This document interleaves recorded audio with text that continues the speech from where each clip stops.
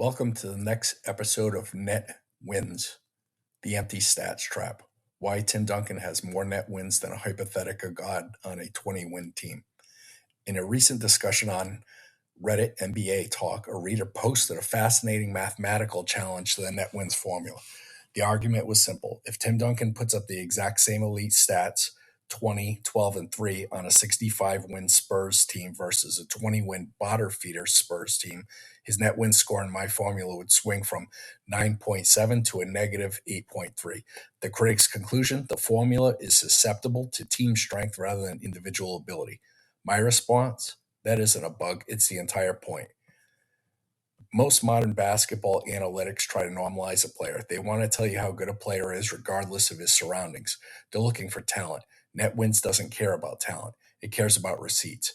In the NBA, the only thing that actually exists at the end of the season is the win-loss record. If a team only wins 20 games, there aren't simply enough wins in the building for a superstar to claim 13 of them. You cannot own a majority share of a success that never happened. We've all seen the player who puts up 28 points per game on a team that finishes 14th in the conference. Traditional stats call that an all-star season. Net wins calls it empty stats.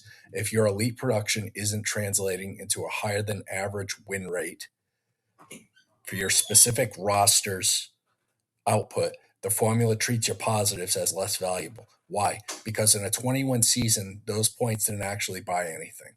The reason Tim Duncan sits at number 2 all-time in this system above LeBron and Jordan is because of a sustained winning volume.